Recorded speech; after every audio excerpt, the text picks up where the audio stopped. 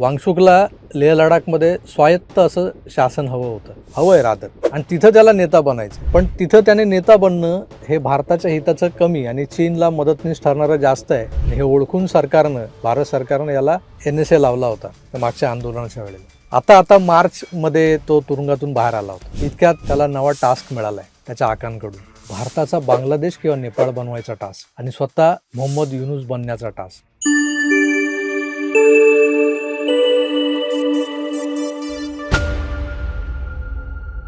काल दिल्लीच्या संसद भवनावर चढाई करायला निघालेला 35-40 वर्ष वयाच्या विद्यार्थ्यांचा पीसफुल मार्च किंवा शांतीपूर्ण आंदोलनाचा जो काही फार्स होता तो पाहिल्यानंतर समझने वाले समझ गए कि ये काम छोटा मोठा नहीं है, भाई साहब कुछ बड़ा होने वाला है. आता हे मला समजलं, माझ्यासारखाच विचार करणारे अजूनही शेकडो लोक असतील किंबहुना आहेत, त्यांना समजलंय. मग आपल्या सरकारला समजत नसेल असं कसं होईल? कारण हा जो काही प्रोटेस्ट चाललाय त्याला हिंसक वळण लागावं अशा योजना असणारच, आणि हिंसक वळण लागणारच आहे हे माहीत असलेले लोक त्या दिवशी नेमके सेफ साईड कसे काय निघता येईल हे त्यांनी पाहिलं होतं. ते सेफ साईड झाले होते रादर. मी माझ्या आधीच्या व्हिडिओतही हे बोललोय की CJPचे संस्थापक सदस्यच काल स्वतःला सुरक्षित ठेवण्यात गुंतले होते. इकडे लोक काठ्या खात होते आणि त्यांचा तो विजेता दह्या तर बर्गर खात हिंडत होता. पण लक्षात घ्या, काल दुपारी या आंदोलनात देशातला विरोधी पक्ष स्वतः उतरलाय. खरगेंच्या घरी एक बैठक झाली आणि राहुल गांधींसह सगळे लोक मोदींच्या घराबाहेर ठिय्या मारून बसलेत. मग मंत्री जितेंद्र प्रसाद राहुल गांधीला भेटायला आले. हे जे काय चाललंय ते एका बाजूला ठेवा, आधी या आंदोलनामागच्या सूत्रधारांकडे लक्ष द्या. यासाठी या संपूर्ण प्रकरणाकडे एक व्यापक दृष्टिकोनातून आपल्याला पाहायला हवंय आणि ते गरजेचं आहे. या आंदोलनानं भारताच्या विरोधात काम करणाऱ्या दोन मोठ्या शक्तींचा थेट फायदा होऊ शकतो हे लक्षात घ्या. तर हा दावा का केला जातोय माहिती आहे का? त्यापैकी एक शक्ती जी आहे ती म्हणजे चीन. पंतप्रधान नरेंद्र मोदी नुकतेच सेशेल्सला गेले. आता ती बेटं कुणाच्या ध्यानीमनी कुणाच्या खिचगंतीतही नव्हती, तिथे गेले. इंडोनेशियाला गेले, ऑस्ट्रेलियाला गेले आणि न्यूझीलंडच्या दौऱ्यावरही गेले. सगळे देश म्हणजे भारताच्या भोवतालच्या सागरी परिप्रेक्ष्यातले आहेत. त्यांच्याशी सामरिक करार करणं, त्यांच्याशी मदतीचे करार करणं, आणि त्यात भर म्हणजे भारत अंदमान निकोबारमधल्या निकोबार बेटांवर मोठा लष्करी तळ उभारतोय. या सगळ्या गोष्टी एकमेकांशी कनेक्टेड आहेत, इंटरलिंक्ड आहेत. या लिंकचा अर्थ भारत चीनला स्पष्ट संदेश देतोय की आता हिंद महासागर क्षेत्रावर केवळ चीनचं वर्चस्व राहणार नाही. भारतही या क्षेत्रात एक प्रमुख शक्ती म्हणून उभी राहिली आहे आणि यामुळे साहजिकच चीन अस्वस्थ झालेला आहे. दुसरी एक शक्ती आहे ती म्हणजे अमेरिकन डीप स्टेट. याच लोकांनी नेपाळ, बांगलादेश आणि श्रीलंकेत तरुणांना उकसवून तिथल्या लोकशाहीला चूड लावली होती. तर डीप स्टेटकडून एक अजेंडा जो आहे तो व्यवस्थित चालवला जात असताना काही लोकांना हेरून त्यांनी त्या देशात एक बावलं म्हणून उभं केलं. आणि हे करताना रॉकफेलर फाउंडेशन, फोर्ड फाउंडेशन यासारख्या संस्थांची मदत घेत अशा व्यक्तींना नोबेलसारखी, मॅगसेसे अवॉर्डसारखी ही जी काही मानाची अवॉर्ड्स आहेत ती देऊन त्यांना एस्टॅब्लिश करायचं करण्यात आलं. किंबहुना मग त्यांच्या संस्थांना, NGOजना फंडिंग करत करत आपला अजेंडा राबवायचा. बांगलादेशातला एक साधा कॉलम रायटर मोहम्मद युनूस, त्याला जागतिक इकॉनॉमिस्ट बनवला यांनी, त्याला नोबेल प्राइज दिलं. मोहम्मद युनूस याच्या इकॉनॉमिस्ट मुखवट्या आडून बांगलादेशातल्या झुंडगिरीनं तयार झालेला जो काही नवा शक्तिशाली असा जो झंझावात होता, एक नवं सरकार होतं, तर सरकारवर आपला अंकुश ठेवणारा माणूस तिथं या अंतरिम सरकारचा चीफ ॲडवायझर बनवून तिथे बसवला गेला. भारतात हाच खेळ सोनम वांगचुकला हाताशी धरून खेळला जाणार होता असं आता वाटायला लागले. वांगचुकच्या सेकमोल आणि HIAL या NGOजना स्वीडनमधून मोठ्या देणग्या येत होत्या. आणखीन एका युरोप कंट्रीतूनही एक मोठ्या संख्येची देणगी येत होती. आता याचाही शोध सरकारनं घेतला असेलच. आता FCRA मध्ये काय झालं आणि याच्या संस्थांना, NGOना होणारी फंडिंग कशी बंद झाली तेही तुम्हाला माहीत आहे. तर सोनम वांगचुक हा लेह लडाखसाठी, तिथल्या मुलांच्या शिक्षणासाठी धडपडतोय, काम करतोय असं चित्र उभं केलं गेलं होतं. त्याला लॉन्च करण्यासाठीच खरं तर तो सिनेमा आला होता, 3 इडियट्स.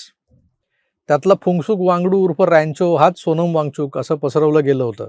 पण आता आपल्याला समोर काय दिसतंय तर हा सिनेमा बनवणारे जे लोक होते तेही पलटलेत.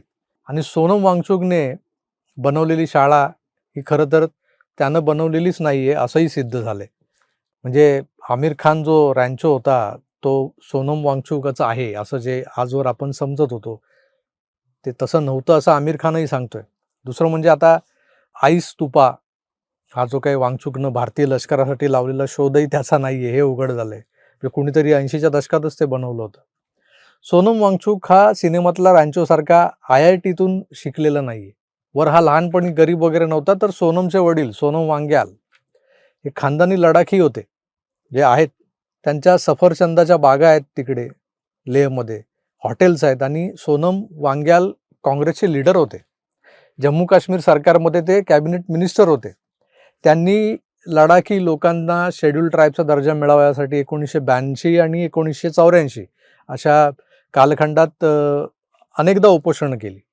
आणि हे 84चं जे उपोषण होतं अर्ली 84 मधलं, ते खुद्द इंदिराजींनी जाऊन तिथं त्यांना ज्यूस पाजून ते उपोषण सोडवल्याच्या बातम्या आहेत.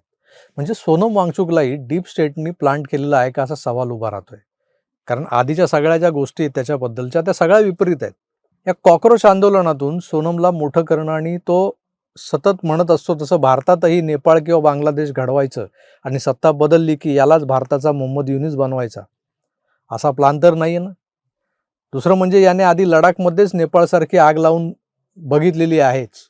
आठवा ते 2024चं प्रोटेस्ट, उपोषण आणि त्याचा दिल्लीपर्यंतचा शांती मार्च आणि गेल्या वर्षी लडाखमध्ये आंदोलनाच्या नावाखाली ठरवून टार्गेट केली गेलेली, जाळून राख केली गेलेली भाजपची कार्यालय. वांगचुकला लेह लडाखमध्ये स्वायत्त असं शासन हवं होतं, हवंय रादर, आणि तिथं त्याला नेता बनायचंय. पण तिथं त्याने नेता बनणं हे भारताच्या हिताचं कमी आणि चीनला मदतनीस ठरणारं जास्त आहे. आणि हे ओळखून भारत सरकारनं याला NSA लावला होता त्या मागच्या आंदोलनाच्या वेळेला. आता मार्चमध्ये तो तुरुंगातून बाहेर आला होता. इतक्यात त्याला नवा टास्क मिळाला आहे त्याच्या आकांकडून, भारताचा बांगलादेश किंवा नेपाळ बनवायचा टास्क आणि स्वतः मोहम्मद युनूस बनण्याचा टास्क. मित्र, आता या सगळ्या विरोधकांनी, राजकीय विरोधकांनी वरून सूचना मिळाल्यावर हुकूम पुढच्या काही दिवसात राजकारण करायचं हे ठरवलेलं आहे. म्हणजे आता पुढच्या काही दिवसात थेट राजकारण होणार आहे. या सगळ्या प्रोटेस्टचं, या नीटच्या पेपर फुटीचं, E20 इथेनॉल मिश्रित पेट्रोलचं, अशा अनेक गोष्टी आहेत ज्या कित्येक दिवस पायलप होत होत्या. त्या सगळ्या आता घेऊन विरोधक तुटून पडणार आहेत. सत्ताधाऱ्यांना विरोधक भिडणार. पण गंमत अशी आहे की NDA किंबहुना भाजपा आपला आकडा वाढवण्याचा जो द्राविडी प्राणायाम करत होती मागच्या काही 1-2 महिन्यात, या गेल्या महिन्यातच याला फोड त्याला फोड जे सुरू होतं, शिवसेनेचं वाढलेलं बळ, NCPI या कुठल्या तरी पक्षामध्ये विलीन झालेली तृणमूल काँग्रेस, पाठोपाठ शरद पवारांच्या NCPचाही पाठिंबा मिळणार होता, असं चाललं होतं. आणि हे सारं चाललं कशासाठी होतं, तर संसदेत डिलिमिटेशनचं जे बिल आहे ते बिल पास करण्यासाठी. आता त्या बिलाचं काय, कारण विरोधक या वातावरणात संसद चालूच देणार नाहीत असं दिसतंय मला. संसदेत हजर नसलेल्या विरोधकांशिवाय आणि मतदानानं बहुमत सिद्ध झाल्याशिवाय घटना दुरुस्तीसारख्या अशा अमेंडमेंट्स होतात का, हा सुद्धा एक वेगळा संशोधनाचा विषय आहे. माझ्या आकलनाच्या बाहेरचा आहे, त्यामुळे मी त्याच्यावर टिप्पणी नाही करत. त्यामुळे मागच्या 22-23 दिवसांपासून चाललेलं अंडरकव्हर ऑपरेशन हे जंतर मंतरवर सरकारनं केलेल्या त्या ऑपरेशन व्हाईट चादरपेक्षाही प्रो मॅक्स लेवलचं आहे, हे लक्षात घ्या. सध्या त्या प्रो मॅक्सचीही अल्ट्रा प्रो मॅक्सकडे वाटचाल सुरू आहे मागच्या 1-2 दिवसात, आणि आपण ती उघड्या डोळ्यांनी पाहतोय. काय होणार आहे देशाचं याबद्दल प्रत्येक भारतीयाच्या मनात साशंकता आहे, असणारच आहे. पण त्यानं कुणाचंही सूत जळणार नाहीये. आता निर्णायक हातोडा जो आहे तो सरकारमधल्या चाणक्यांनीच मारायचा आहे. आता तो हातोडा केव्हा पडणार याची आपण वाट पाहूयात. त्यामुळे तुर्तास थांबतो, पुन्हा भेटूच. तोवर आपली काळजी घ्या आणि पाहत राहा आपलं आवडतं YouTube चॅनल आकार DG9. धन्यवाद. नमस्कार.